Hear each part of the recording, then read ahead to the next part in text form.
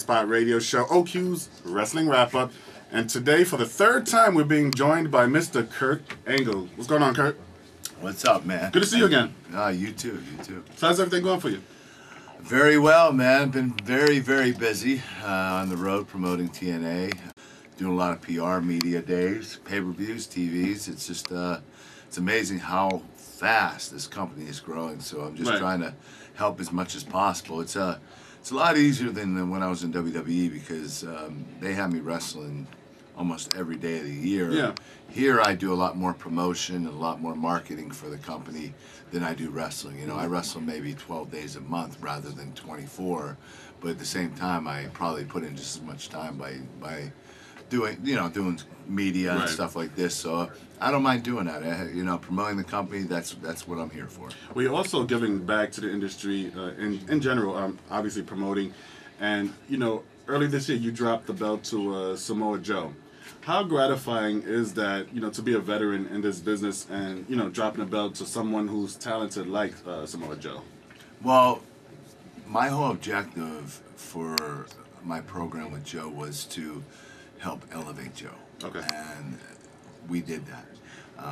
It's about passing the torch. And if you don't have enough confidence in yourself that you can lose a match against a younger guy and still stay on top, then you shouldn't be in the business. In other words, if you can't pass the torch, then you need to retire. Okay. And to me, it was a big deal for Joe, and it was a big deal for the company, and I felt it was the right thing to do. So, Joe is a warrior. I mean, whether it's a professional wrestling match or a real fight, that guy would never quit till the end. He's a tough son of a gun. He's a real deal, and we're very, very privileged to have him in the company. So I look at Joe as one of the top talents in the company. He might not have as big of a name as Sting or Booker T or Mick Foley or Kevin Nash or myself, but he is on his way. Okay. And how is the whole Booker T situation working out? Because last time you were here, he had just signed with the company after leaving WWE. How's that coming together? Booker has been really, really good for the locker room. He brings a lot of knowledge. He brings a lot of psychology for the younger wrestlers. He has become more of a mentor and an agent and teacher to these younger wrestlers. Okay. Booker T is one of those guys that gets it. He knows the art of pro wrestling very well. He has his own school that he teaches students. And his character, he's very entertaining. So he's also, he can fight if he really wants to. Booker T's a badass that understands the business, that gets it, and also knows that you have to have a lot of charisma and you have to have a certain character in the company. And I have a lot of respect for him. Now he's part of my group, my clique, called the Main Event Mafia. The Main Event Mafia. Is this something similar to the NWO?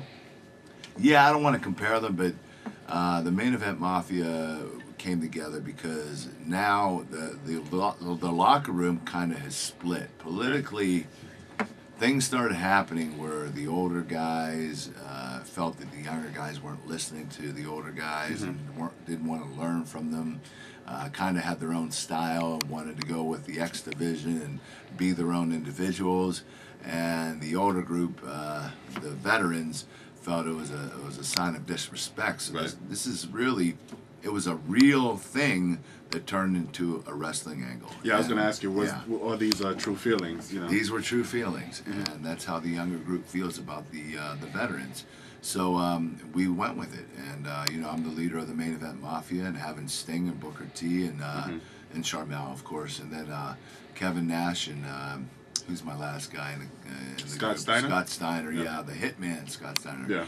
Yeah. So these guys, I have the 5 of the top wrestlers in the company, but at the same time, I think it's going to help the younger guys. I think this whole angle, the new generation, the older generation going at it is going to somewhat help the company.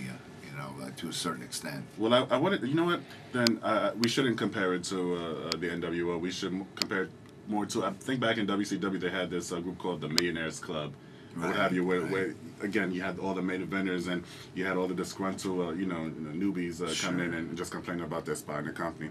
Well, last time you were here, it wouldn't be right. Last time you were here, you were just arrested for a DUI. Right. And I guess it wouldn't be right to, not mention that you were cleared of all charges. I went all the way to the end. They wanted to give me a lesser charge, all this stuff, and I told my attorney I want the public to know that I was innocent of all charges. Now, how did that come about, and what happened to this lady that said that you bumped The lady had a DUI 2 weeks before that. Okay, so she's the one that told. Okay. She actually came from a liquor store when she called me in. Mm-hmm.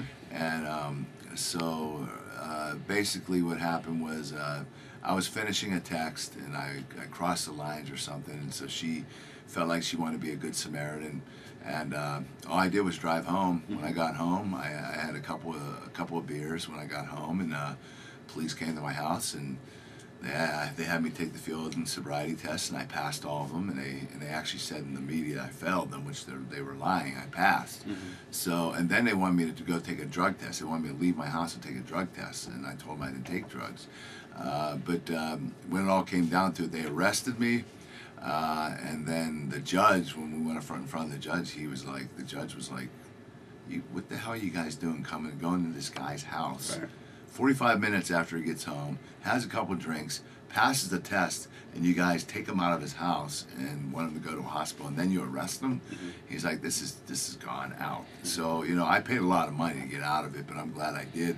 At least I can say to the public, and my family went through hell with this whole thing, but, thank God I was dismissed of all charges, and, the thing is, the media doesn't care. Yeah. All they want to hear is the bad stuff. They don't want to hear that I was exonerated, so there wasn't really much news about it after that. Yeah, well, I felt it was important to mention that Thank right you, here. Thank you, I appreciate it. We make a whole big hoopla once you get arrested, and when Exactly, you're cleared, exactly. it falls under the rug.